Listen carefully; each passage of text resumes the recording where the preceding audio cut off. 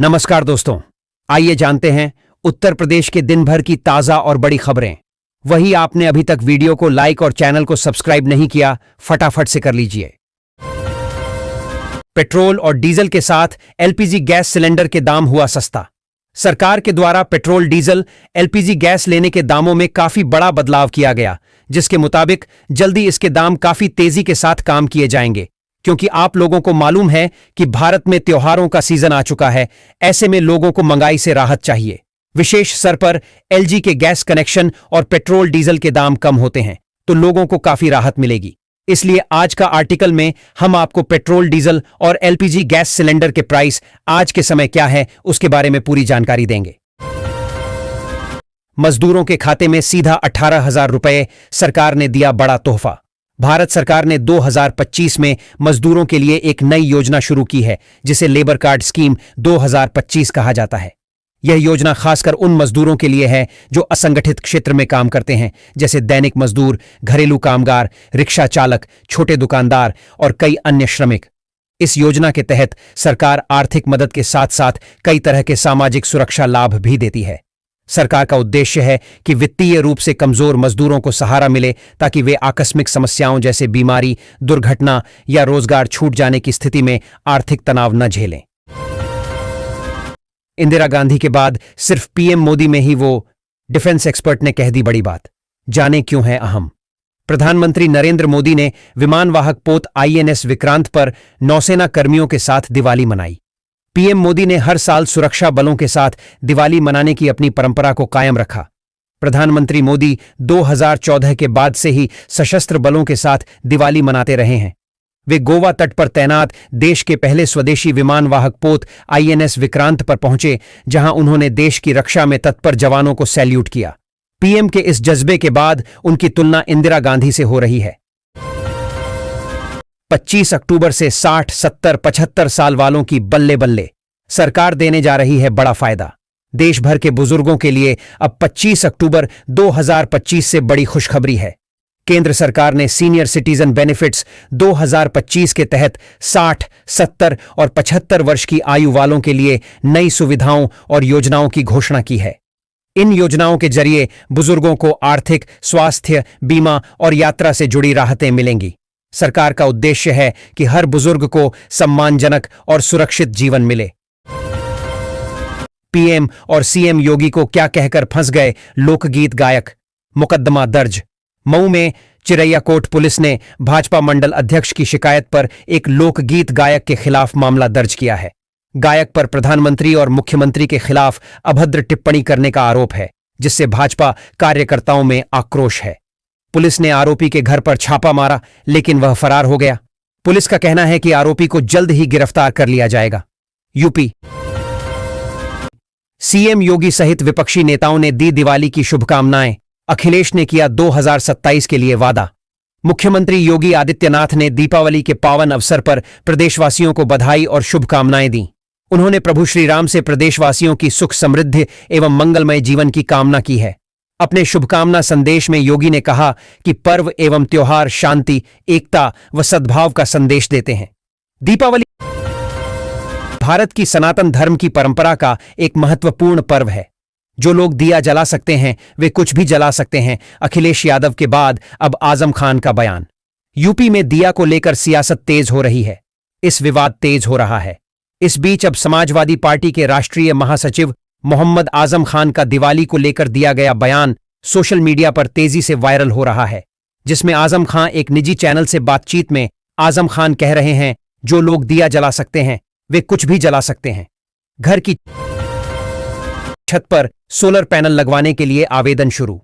प्रधानमंत्री नरेंद्र मोदी जी के नेतृत्व में अब हर नागरिक न सिर्फ अपने घर में मुफ्त बिजली का लाभ ले सकेगा, बल्कि अधिशेष बिजली को बिजली विभाग को बेचकर अतिरिक्त आमदनी भी प्राप्त कर सकेगा। सोलर रूफटॉप सब्सिडी योजना का मुख्य लक्ष्य नागरिकों को बिजली के बिल के भारी बोझ से राहत देना है। इस योजना के तहत सरकार प्रत्येक परिवार को प्रति महीना 300 यूनिट बिजली मुफ्त में उपलब्ध कराती है, ताकि आम परिवारों की आर्थिक स्थिति में सुधार हो और बिजली की समस्या से निजात मिले। 9 सीटों पर महागठबंधन में फूट, बेटिकट रहे दशरथ मांझी के बेटे। बिहार विधानसभा चुनाव अपने निर्णायक मोड़ पर पहुंच चुका है। 2 चरणों में होने वाले इस चुनाव का पहला चरण अब पूरी तरह तय हो गया है। चुनाव आयोग की माने तो पहले चरण में कुल 121 विधानसभा सीटों पर 1314 उम्मीदवार मैदान में हैं। वहीं दूसरे चरण के लिए नामांकन की प्रक्रिया पूरी हो चुकी है और अब उम्मीदवारों के पास 23 अक्टूबर तक नाम वापस लेने का वक्त है। महागठबंधन में लंबे इंतजार के बाद सीट बंटवारे का फॉर्मूला भले ही सामने आ गया हो, लेकिन इस गठबंधन में अब दरारें साफ दिखने लगी हैं। प्रत्याशियों को मिला चुनाव चिन्ह। 3510 मतदान केंद्रों पर 29 लाख से अधिक मतदाता करेंगे मतदान। जिले में आगामी 6 नवंबर को होने वाले प्रथम चरण के मतदान को लेकर जिला प्रशासन पूरी तरह मुस्तैद है। जिला निर्वाचन पदाधिकारी एवं जिलाधिकारी अमन समीर तथा वरीय पुलिस अधीक्षक डॉक्टर कुमार आशीष ने सोमवार की शाम समाहरणालय सभागार में आयोजित प्रेस कॉन्फ्रेंस में बताया कि निष्पक्ष, शांतिपूर्ण और भयमुक्त मतदान के लिए सभी आवश्यक तैयारियां पूरी कर ली गई हैं। स्वदेशी अपनाएं, सभी भाषाओं का सम्मान करें। दिवाली पर पीएम मोदी का देशवासियों के नाम पत्र।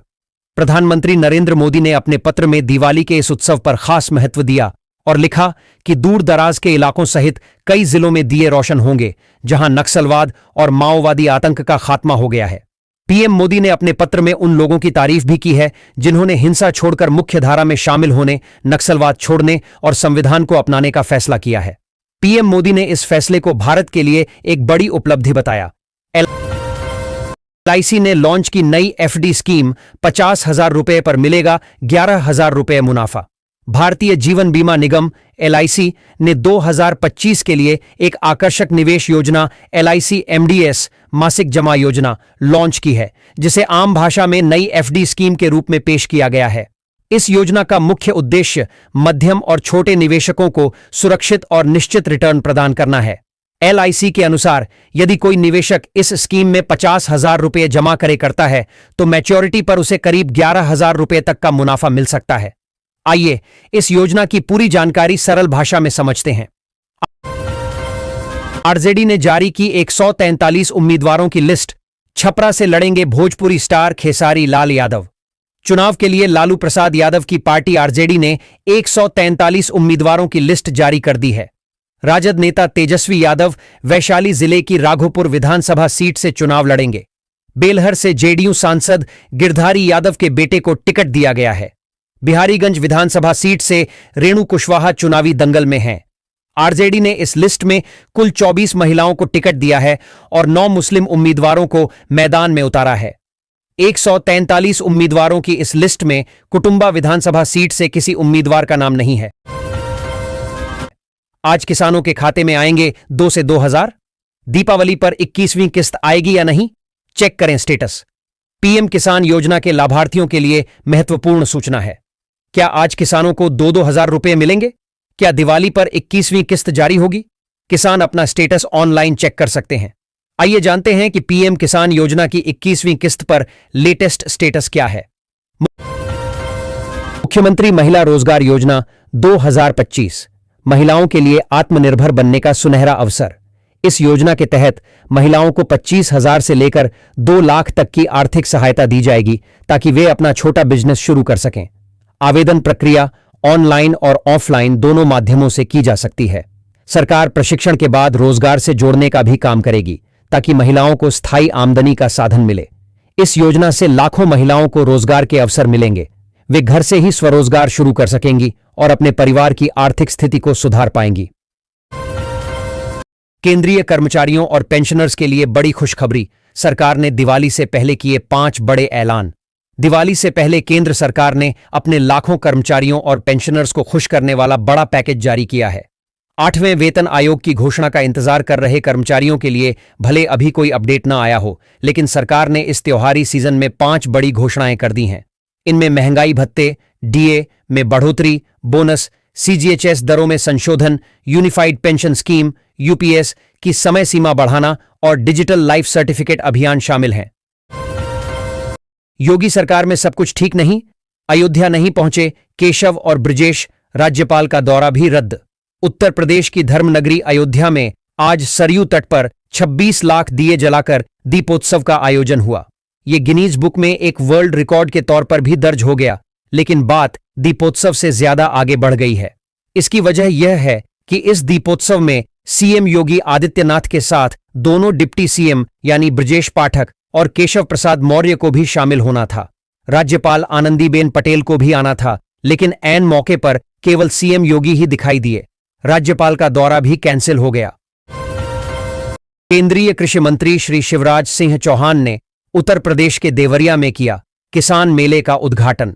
देवरिया जनपद के आचार्य नरेंद्र देव इंटर कॉलेज पत्थरदेवा में आज भारतीय जनसंघ के पूर्व प्रदेश अध्यक्ष एवं उत्तर प्रदेश सरकार में पूर्व मंत्री स्वेटा रविंद्र किशोर शाही की 43वीं पुण्यतिथि पर श्रद्धांजलि सभा के साथ ही आयोजित 2 दिवसीय कृषि मेला, स्वास्थ्य शिविर और प्रदर्शनी का उद्घाटन केंद्रीय कृषि एवं किसान कल्याण और ग्रामीण विकास मंत्री श्री शिवराज सिंह चौहान ने फीता काटकर एवं दीप प्रज्वलित कर किया।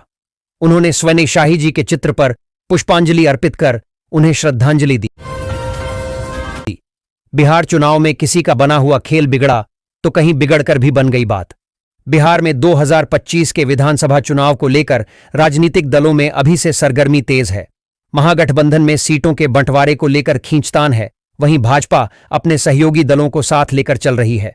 कई सीटों पर दावेदारी को लेकर उलझन है। बिहार चुनाव 2025 में राजनीतिक समीकरणों का खेल दिलचस्प होने वाला है, जहां कुछ बने बनाए खेल बिगड़ रहे हैं तो कुछ बिगड़े हुए बनते नजर आ रहे हैं। आरजेडी कांग्रेस के बीच इन सीटों पर भी होगा मुकाबला। दोनों ने उतारे उम्मीदवार। अयोध्या में दीपोत्सव के 9वें संस्करण में 2 नए विश्व रिकॉर्ड बने। राम की पैड़ी पर 26 लाख दिए जलाए गए। मुख्यमंत्री योगी आदित्यनाथ ने कहा कि भारत एक रहेगा तो श्रेष्ठ रहेगा। इस अवसर पर लेजर शो, आतिशबाजी और सांस्कृतिक कार्यक्रम भी हुए।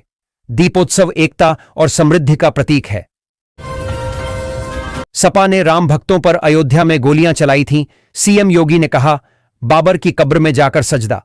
उत्तर प्रदेश के मुख्यमंत्री योगी आदित्यनाथ ने समाजवादी पार्टी पर हमला बोला है। योगी आदित्यनाथ ने कहा कि उन्होंने राम भक्तों पर गोलियां चलवाई और हमने दीप जलाए हैं।